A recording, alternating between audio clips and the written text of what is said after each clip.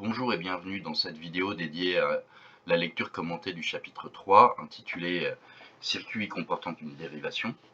Un petit message en préambule, dans cette chaîne YouTube, j'ai délibérément désactivé toute fonction de monétisation, donc vous pouvez lire et relire cette vidéo sans aucun souci.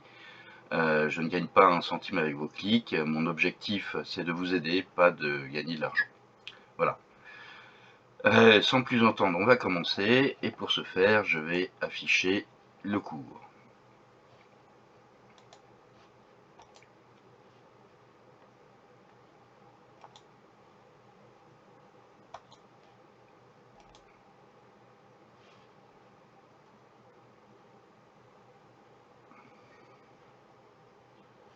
Et voici. Donc, premièrement, court-circuit d'un dipôle. Alors, qu'est-ce que c'est que le court-circuit d'un dipôle? Un dipôle est en court-circuit lorsque ces deux pôles sont reliés directement par un fil de connexion.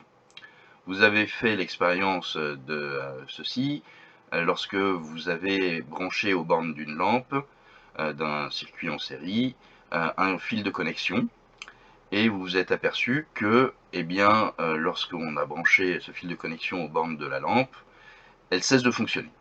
Donc dans le cas d'un récepteur, plus généralement, dont les lampes font partie, dans le cas d'un récepteur, lorsqu'on court-circuite un récepteur, il cesse de fonctionner. Dans le cas d'un générateur, c'est beaucoup plus gênant parce que le courant qui circule lorsque on relie directement les deux pôles d'un générateur par un fil de connexion, un courant très intense circule et cela produit un échauffement tel que ça peut produire un départ de feu. Vous avez une photographie là avec ce qu'on appelle de la paille de fer. Il s'agit donc d'une pelote de fil de fer extrêmement fin. Et vous voyez qu'avec une simple pile, on obtient un départ de feu. Inutile de vous dire qu'avec une prise électrique qui délivre donc un courant beaucoup plus important, les risques le sont également. Alors avec un fil de connexion normal, on obtiendrait un échauffement, simplement, pas nécessairement un départ de feu, mais cet échauffement pourrait progressivement dégrader ce câble, et en fonction de l'environnement, s'il y a du bois pas loin, on pourrait avoir également un départ de feu. Donc le court-circuit d'un générateur, c'est particulièrement dangereux.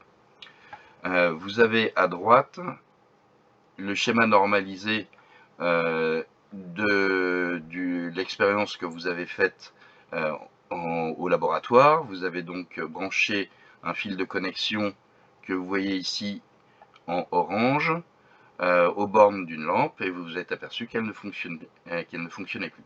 Alors j'ai mis en orange ce fil de court-circuit pour que vous puissiez le repérer aisément, mais d'une manière usuelle, ce fil se fait en crayon à papier, bien sûr.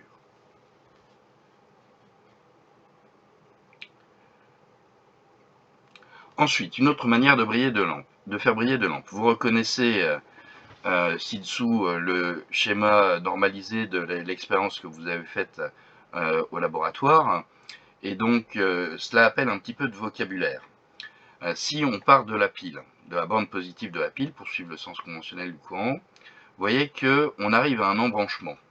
À partir de cet embranchement, le courant peut soit partir sur la lampe L1, soit partir sur la lampe L2. Cet embranchement porte un nom, on appelle cela un nœud. Et une fois que le courant a passé dans la lampe L1 ou la lampe L2 au choix, on a une jonction, et cette jonction s'appelle également un nœud. Voilà. Donc, avant les nœuds, on se situe sur ce qu'on appelle la branche principale, ici, de part et d'autre de la pile, et après les nœuds, on se situe sur ce que l'on appelle les branches dérivées, donc la branche dérivée portant L1 ou la branche dérivée portant la lampe L2. Voilà, c'est du vocabulaire qu'il vous faut connaître. Alors, je récapitule les observations que vous avez faites. Voilà.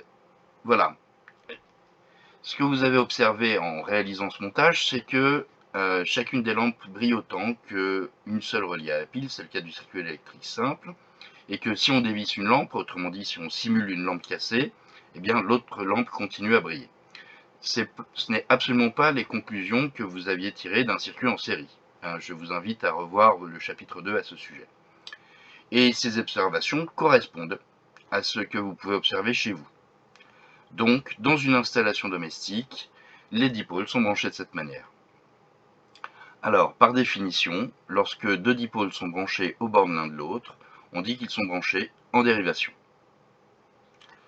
Alors, une remarque à ce moment-là s'impose. Si vous reprenez le schéma normalisé que l'on a fait, vous voyez que j'ai représenté dessus deux boucles de courant.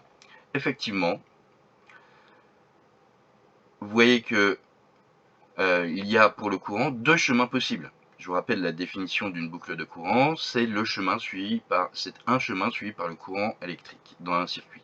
Eh bien, vous voyez qu'à partir du nœud qui se situe ici, il y a deux possibilités. Soit le courant passe dans la lampe L1, soit le courant passe dans la lampe L2, au choix.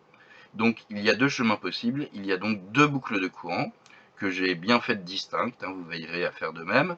J'ai indiqué par ailleurs sur ces boucles de courant une flèche, cette flèche indiquant le sens conventionnel du courant.